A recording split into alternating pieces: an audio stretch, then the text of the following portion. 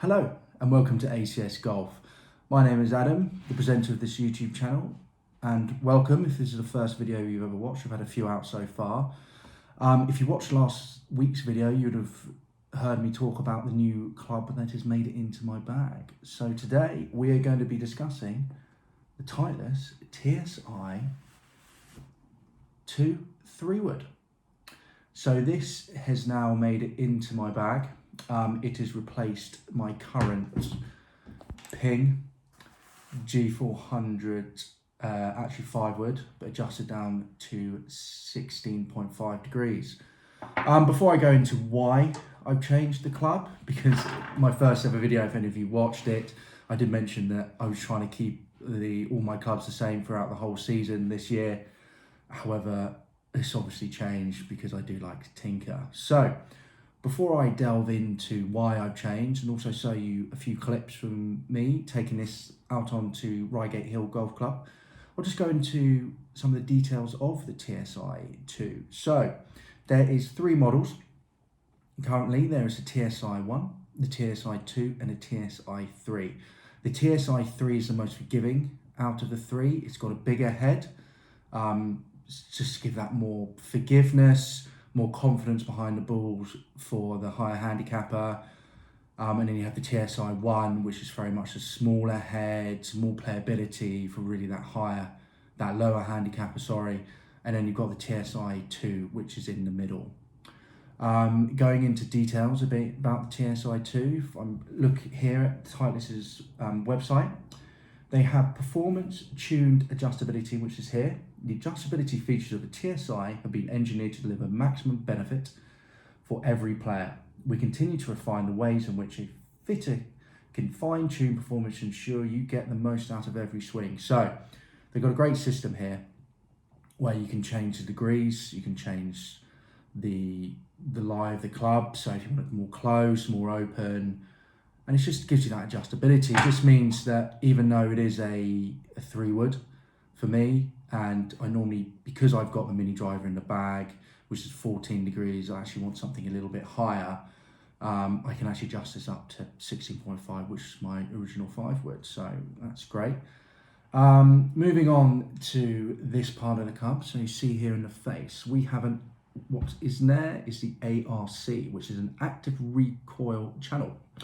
A lighter, more refined ARC 4.0, perfectly aligned CG placement to deliver greater face flexibility and faster ball speeds, especially low on the face. So it adds, obviously, forgiveness, but also that ball speed. And this is one reason, to be fair, why I was drawn to this club.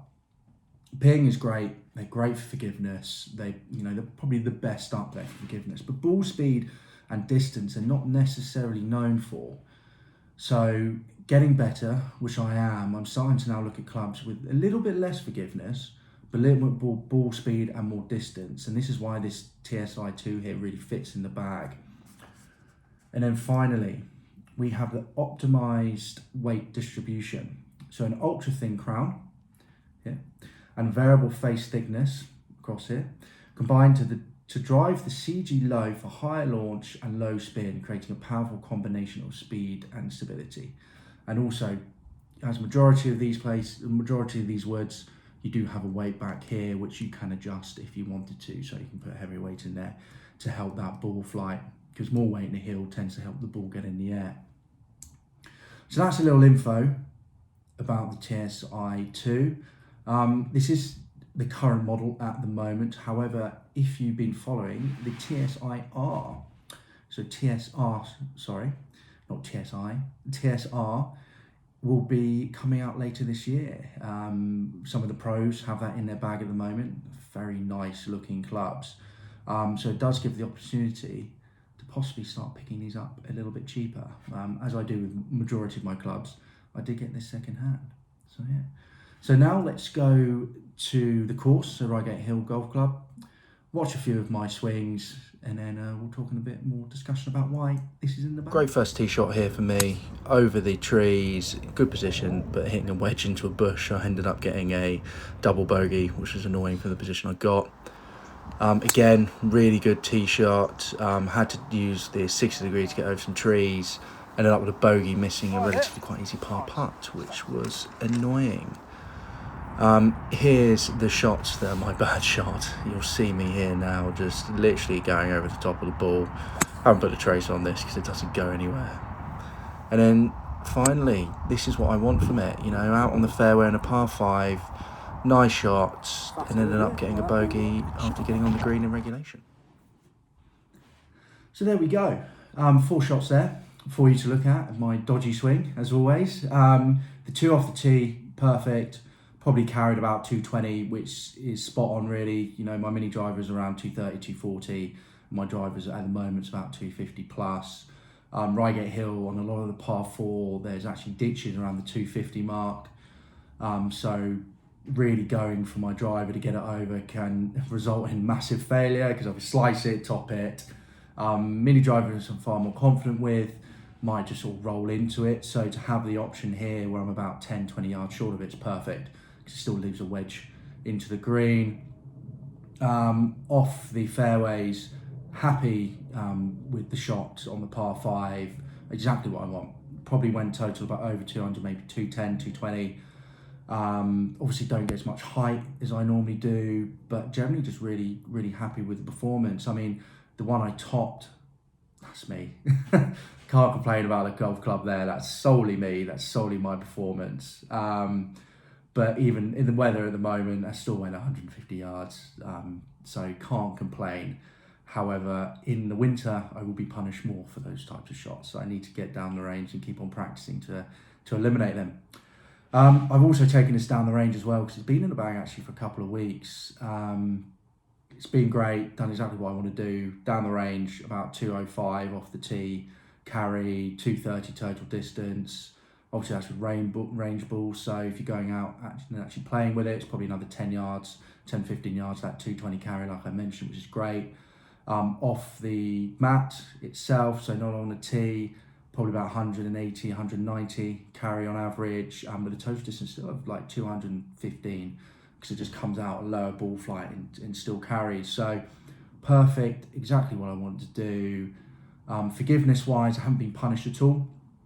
So you think this upgrade going from the Ping G400 to this, I might have been punished a bit, and I was expecting to be punished a bit, to be honest. And I can't say I have. I mean, I played Hersham the other day and I hit it right off the toe here, and it still came out like an absolute bullet. It did slice, but that was me, not the club again. So that's the main reason really to get it in the bag. I mean, it's a longer club than my Ping. It's just as forgiving. I wouldn't say obviously as forgiving, but enough forgiveness that I wouldn't notice any drop off from it. It's a little bit small at the head as well, actually. And I, as mentioned before, I prefer a smaller head. A bigger fairway wood just gives me more anxiety that something's going to go wrong, something's going to catch the floor, and therefore I'm just going to duff it. So a smaller head actually, it's made me quite happy. And it's one reason why I sort of looked at it, because a friend had a Rogue in the bag, so a Callaway Rogue, a 2017 model, and that again has a bit of a smaller fairway wood head. And so it made me really look at it and go, well, hold on, I'd much further look at that. I'd have more confidence with that. So let's, have a look around and see what I can get. And this is what it's come up with. Another reason why I went specifically for this 3-wood actually is the shaft itself is actually 0.75 inches shorter than a normal 3-wood. Now for me, that's perfect. Shorter shaft means more control. Strength-wise, I'm a big bloke. So relatively strength-wise, that 0.75 inch that I've lost isn't really going to affect me for distances. I think if I did have that 0.75 inch more, then it'd probably be getting in the same sort of distance off the tee as my mini driver, which I wouldn't want. So finding that on the second-hand market, I was really pleased with, because it just meant shorter shaft, more control, and just more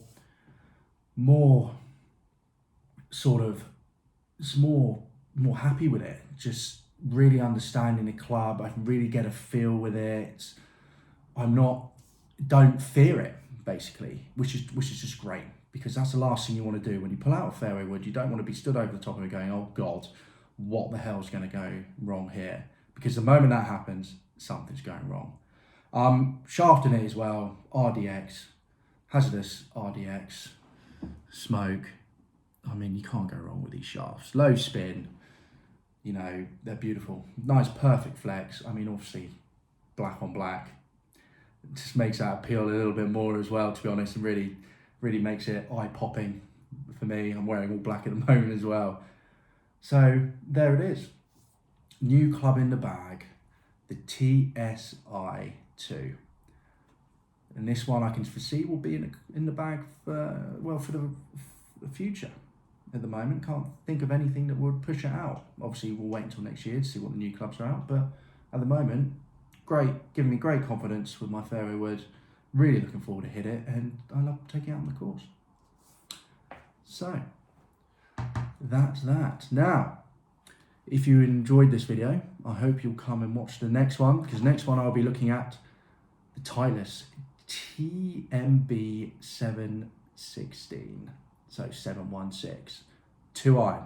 The question, should we be putting a 2-iron in the bag as a high handicapper? Will it work? Will it be awful? I mean, how much forgiveness does a tiny head like that actually give you? So yeah, so tune in for that next week. Now, if you've liked the video, please do give it a like.